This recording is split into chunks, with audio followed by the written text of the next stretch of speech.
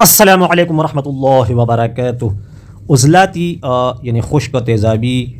مزاج والوں کا پی ایچ وہ 7 سے نیچے ہوتا ہے، یعنی نارمل پی ایچ وہ 7.35 یا 7.5 ہوتا ہے، اور جب یہ پی ایچ 7 سے نیچے آتا ہے تو جتنا نیچے آتا ہے تو اس کا مطلب یہ ہوتا ہے کہ آپ کا مزاج اتنا تیزابی سوداوی اور خشک ہے، اور مجموعی نفسیات اس مزاج کے وہ لذت اور مسرت ہے، یعنی مزے کرنا اور خوش رہنا یا خوشی حاصل کرنا۔ تو کبھی کبھی اس طرح ہوتا ہے کہ ایک بندے کی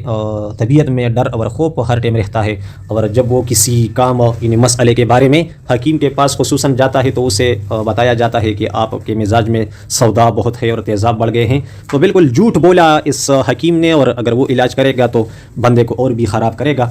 تو اگر اس کے جسم میں تیزاب ہوتے اور اس کا مزاج عضلاتی ہوتا تو یہ ہر وقت خوش رہتا۔ اس طرح کا بندہ وہ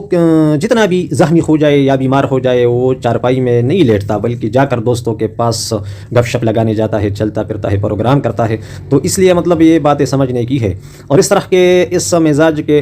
مجموعی نفسیات میں سے عشق محبت اور مذہب سے وہ تعلق ہے، خواہ مسلمان ہو یا کوئی اور دین رکھنے والا، اور اس طرح کے بندے کا قیاس بہت مضبوط ہوتا ہے اگر کچھ نہ کچھ علمی تربیت ہو۔ نبض اس مزاج والوں کا اوپر رہتا ہے اور بہت مضبوط اور طاقت والا، اس لیے کہ عضلاتی مزاج والا بندہ اس کا خون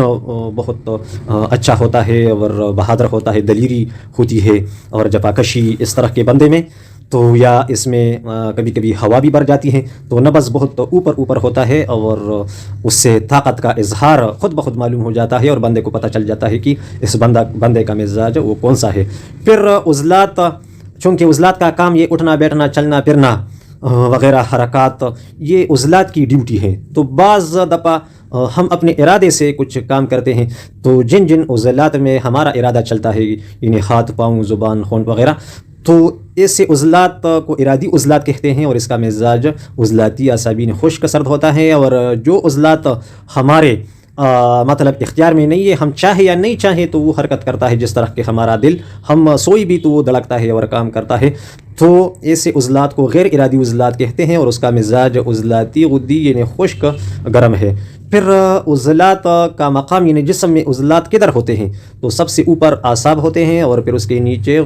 غدود جس کا تعلق جگر سے ہیں وہ ہوتے ہیں، اور پھر سب سے نیچے ہڈیوں پر وہ عضلات یعنی پٹے ہوتے ہیں۔ تو بیماری سب سے پہلے وہ اعصاب پر حملہ کرتا ہے، اگر اعصاب مضبوط ہو، اس میں سوزش وغیرہ کچھ نہ ہو تو بیماری نیچے نہیں جاتی، اور اگر وہ کمزور ہو تو اس سے نیچے چل کر غدود پر حملہ کرتا ہے، اگر اس سے بھی نیچے پٹوں پر جاتی ہے تو ہم کہتے ہیں کہ یہ بیماری مزمن یعنی پرانی بیماری ہے، اور اس سے جب پٹوں پر اثر ہوتا ہے تو انسان کو بہت زیادہ کمزوری اور نقاہت یہ محسوس ہوتی ہے، اور بندہ بہت زیادہ بیکار ہو جاتا ہے۔ اس لیے تو بتایا جاتا ہے کہ اگر کسی بندے کا بہت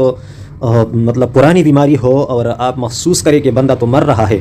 اور اٹھنے بیٹھنے سے وہ قاصر ہو گیا ہے، تو سب سے پہلے اس کی مطلب عضلات کو حرکت دینا چاہیے تاکہ وہ اٹھنے بیٹھنے کے قابل ہو سکے، اور اس کا دل مضبوط ہو سکے، اور اس کے دل میں اٹھنے بیٹھنے چلنے پھرنے اور زندہ رہنے کا مطلب شوق اور خواہش پیدا ہو سکے۔ تو امید ہے کہ جو کچھ میں نے مختصر بتانا چاہا تو وہ آپ سمجھ گئے ہوں گے، اور مجھے امید ہے کہ دوست احباب اسے یاد کریں گے، اس لیے کہ آئندہ بھی اس طرح کے آسان اصطلاحات آئیں گے، تو اگر آپ کو یہ یاد ہو تو ادھر آپ کے لیے بہت زیادہ فائدہ مند رہے گا۔ السلام علیکم ورحمۃ اللہ وبرکاتہ۔